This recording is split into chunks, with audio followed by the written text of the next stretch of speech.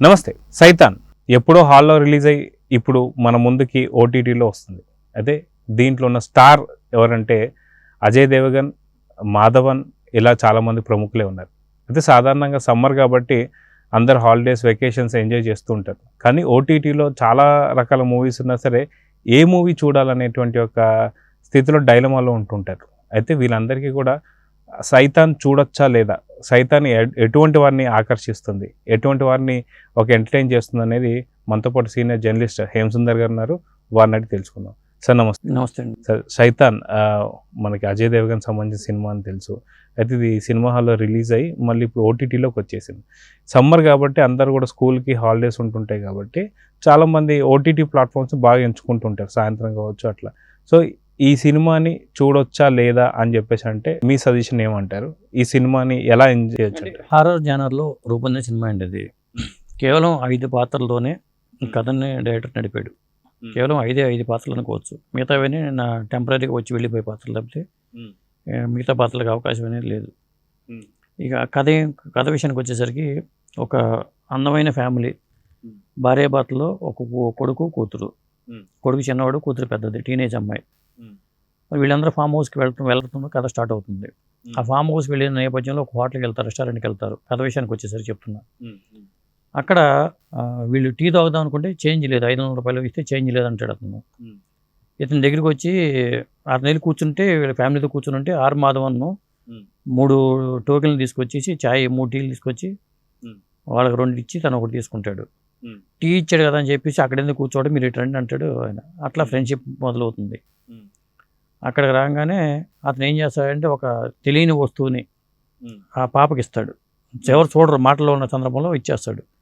ఆ పాప తినంగానే ఆవిడలో ఒక రకమైన ఇది కలుగుతుంది, భ్రాంతి లాంటిది కలుగుతుంది, ఏదో జరిగిందన్నట్టుగా.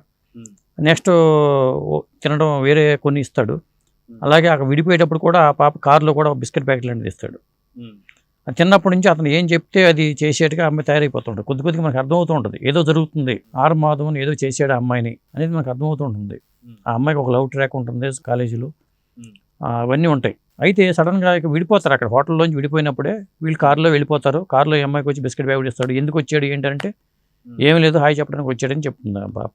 వాళ్ళ అమ్మ అడుగుతుంది అంత. అజయ్ దేవగన్, జ్యోతిక భార్యాభర్తలకు వేశారండి, ఆర్ మాధవన్.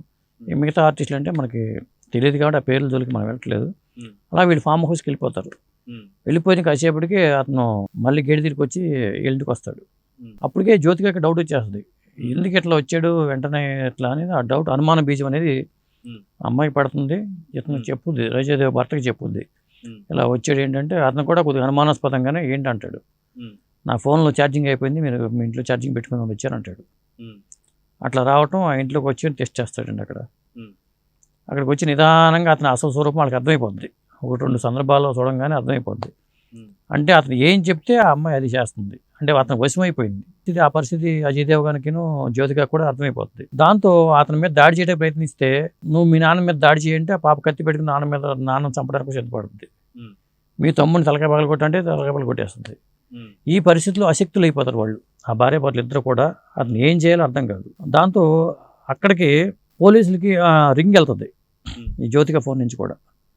రింగ్ వెళ్ళినప్పుడు పోలీసులకు అనుమానం వచ్చి లోపలికి వస్తారన్నమాట. అక్కడికి రింగ్ వస్తుందని చెప్పేసి వస్తారు. ఎవరో అంత సైలెంట్గా ఉంటారు. వీళ్ళు అలికిడి వినిపించి వీళ్ళందరూ కామైపు కూర్చొని ఉంటారు. పోలీసులు తలుపు కొడితే లోపలికి వస్తారు, పోలీసులు కూడా ఎంటర్ అవుతారు. వచ్చినప్పుడు ఆర్ మాధవన్ ప్లస్ అజయ్ దేవగన్, జ్యోతిక, వీళ్ళు ముగ్గురు సోఫాలో కూర్చుంటారు. అప్పటికే చాలా దాడులు జరిగిపోయినాయి. కుర్రాడు తలకాయ పగిలిపోతే, అయిన దెబ్బలతో పైన ఉంటాడు కుర్రాడు, ఇవన్నీ జరిగిపోద్ది.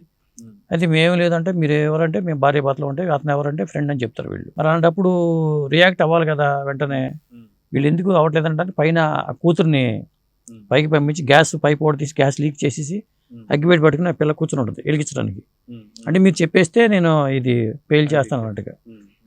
అట్లా చాలా సన్నివేశాలు ఉంటాయండి దీంట్లో. కొంత జుగుప్సాకరంగా చాలా సన్నివేశాలు ఉన్నాయి. ముఖ్యంగా ఆ పాపతో మూత్రం కూడా పోసేస్తుంది బట్టల్లో కూడా. ఈ సన్నివేశాలన్నీ కూడా కొంత జుగుప్సాకరంగా ఉన్న హారర్ జానర్లో సినిమాలు కోరుకునే వాళ్ళకి మాత్రం కాస్త ఎంజాయ్ చేయొచ్చు సినిమాని. అయితే ఇది ఫ్యామిలీ ఓరియంటెడ్గా సినిమా చూడవచ్చు అంటారా, లేదంటే మనకు పిల్లల్ని అవాయిడ్ చేస్తే బెటర్ అనుకోవచ్చా? అవాయిడ్ చేయడం బెటర్ అనిపిస్తుంది. అంటే దీంట్లో ఒక సందేశం కూడా ఉంది. ఎవరు ఏది ఇచ్చినా తీసుకోకూడదు, బయటికి వెళ్ళే అపరిచితులతో జాగ్రత్తగా ఉండాలి. ఇలాంటి అంశాలన్నీ ఉంటాయి. నేను దేవుణ్ణి, అతని పేరు వనరాజు అంటాడు, ఆర్ మాధవ్, నా పేరు వనరాజు, నేనే దేవుణ్ణి అని చెప్తూ ఉంటాడు. సినిమా సెకండ్ హాఫ్కి వచ్చేసరికి కొంత ట్రాక్ తప్పినట్టు అనిపిస్తుంది మనకి. అంటే అతని బారి నుంచి ఎలా బయటపడతారంటే సినిమా అంతా వాళ్ళ మీద నడుస్తుంది. క్లైమాక్స్కి వచ్చిన తర్వాత నేను మీ పాపని తీసుకెళ్ళిపోతాను, డబ్బు కూడా ఇస్తాడు, నువ్వు పాపని తీసుకెళ్ళిపోయి చాలా డబ్బు బంగారం కూడా బ్యాగ్ ఇస్తాడు అతనికి. వెళ్ళినట్టు బయటికి వెళ్ళిపోయి దాన్ని పెట్టి తగలబెట్టేస్తాడు ఆ డబ్బును కూడా అతను. ఇక గత్యంతరం లేని పరిస్థితుల్లో కొడుకుని కూడా పైనుంచి బిల్డింగ్ మీద పడేస్తాడు. అది చావు బతుకుల మీద కొడుకుంటాడు. ఇక మిమ్మల్ని వదలాలంటే నువ్వు ఆ పాపను తీసుకెళ్ళిపోవడం మీరు అనుమతి ఇవ్వాలంటాడు.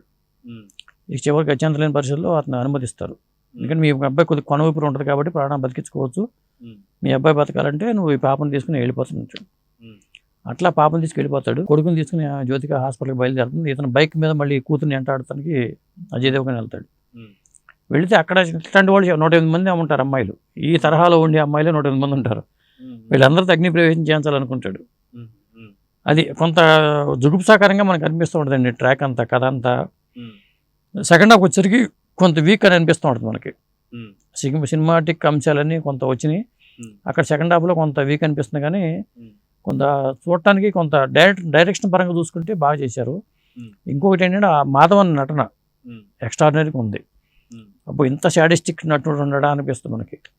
అలాగే వీళ్ళు భార్యాభర్తలు కూడా ఎంతవరకు ఏ మేరకు నటించాలో ఆ భయం కలగటం అనేది అవన్నీ కూడా చాలా బాగా చేశారు. వీళ్ళందరికన్నా మించి ఆ పాప ఎవరైతే ఉందో వీళ్ళ కూతురు టీనేజ్ గర్లు, ఆ అమ్మాయి అద్భుతంగా యాక్ట్ చేసింది. అసలు నవ్వమంటే నవ్వటం కానీ, పాట పాడమంటాడు, చచ్చే వరకు పాడమంటాడు, వాడు ఏం చెప్తే అది చేస్తూ ఉంటుంది. అదే ఈ సినిమాకి హైలైట్. ఆ పాప చాలా బాగా చేసింది. సాధారణంగా హర్రర్ మూవీకి సంబంధించి మనం చూస్తున్నాం, గతంలో కూడా దృశ్యం కావచ్చు ఇలాంటి సినిమాలు అన్నిటికీ సీక్వెల్స్ ఉన్నాయి. సో ఈ మూవీకి కూడా సీక్వెల్ ఉండే అవకాశం ఉందంటారా? ఉండొచ్చు అనిపిస్తుంది. ఎందుకంటే ఆ మాధవన్ పాత్ర అంతమైపోతే అది వేరే ఉండేది. అతను నాలుక కట్ చేసి ఆ మంటలో వేసేస్తాడు. ఈ అగ్ని ప్రవేశం చేద్దాం అన్న పిల్లలందరూ చేయకుండా నాలుక కోసేయడంతోనే అతని కంట్రోల్ తప్పుద్ది. ఇక వీళ్ళు ఏం చెప్తే చేస్తారు కాబట్టి ఆ నాలుకని కట్ చేస్తాడు, కోసి దాంట్లో విసిరేస్తాడు. దాంతో వాళ్ళందరూ రక్షిస్తాడు అతను. అక్కడ వరకు మనకు సినిమా చూపించాడు. అయితే వాడు చనిపోతాడు, వాడు ఏమయ్యాడు అనటానికి వీడు వాడిని తీసుకొచ్చి బంధించేసి అక్కడ ఒక గదిలో చీకటి గదిలో బంధిస్తాడు. అలా బంధించి కథ అక్కడ ఆపాడు కాబట్టి దీనికి కంటిన్యూషన్ ఉండడానికి అవకాశాలు ఎక్కువ ఉన్నాయి. సో ఒకవేళ పార్ట్ 2 సీక్వెల్ వస్తే మటుకు దాని మీద ఎక్స్పెక్టేషన్స్ ఎంతవరకు ఉండే అవకాశం ఉంది? ఈ తరహా సినిమాలో ఫ్యామిలీ ఆడియన్స్ అందరూ చూడలేరండి. ఇప్పుడు నేను కాబట్టి చూశాను, అదే మా ఆవిడ చూడమంటే చూడదు. ముందే అసలు కొన్ని సన్నివేశాలు చూడంగానే పక్కకి వెళ్ళిపోతారు. కాబట్టి అందరూ చూడరు. ఈ తరహా హారర్ జానర్లో సినిమాలు కోరుకునే వాళ్ళకి మాత్రం ఇది బాగానే నచ్చుతుంది. నెక్స్ట్ ఏమవుతుంది, ఈ పిల్లల్ని వాళ్ళని విముక్తి అవుతుందా లేదా అతని నుంచి, ఇలాంటి అంశాలే కదా మెయిన్ కావాల్సింది. అది అట్లాంటి కోరుకునే వాళ్ళు మాత్రం చివరి వరకు చూస్తారు. అయితే మామూలుగా ఇలాంటి హర్రర్ మూవీస్కి వచ్చేసరికి మనకి బ్యాక్గ్రౌండ్ మ్యూజిక్ అనేది చాలా ఇంపార్టెంట్. ఎందుకంటే కథలోకి తీసుకెళ్లేదే ఆ music. So background music BGL, background music కానీ, డైరెక్టర్ వికాస్ బల్ టేకింగ్ కానీ అవన్నీ కూడా 100% న్యాయం చేశాడు. అందుకే ఇది కూడా వస్ అనే సినిమాకి ఏదో రీమేక్ అని చెప్పి అంటున్నారు. యాజిటీజ్గా అదే సినిమాని యాజిటీజ్గా తీసేశారు, మార్పులు చేర్పులు చేయలేదని. కాబట్టి తెలుగులో ఉంది కాబట్టి దీన్ని మళ్ళీ తెలుగులో రీమేక్ చేయాల్సిన అవసరం కూడా లేదు. సినిమా ఒక వర్గం వాళ్ళకైతే బాగా నచ్చుతుంది. సో చూద్దాం సార్, మొత్తానికి సీక్వెల్ ఉంటుందా లేదని అయితే అప్డేట్ అయితే లేదు. సో నెక్స్ట్ ఇలాంటి హర్రర్ మూవీస్ ఈ సమ్మర్ టైంలో కూడా చాలా మందికి ఎంటర్టైన్ చేస్తుంటాయి కాబట్టి సో మంచి మంచి మూవీస్ ఓటీటీలో రావాలని చెప్పి అయితే కోరుకుందాం. Thank you.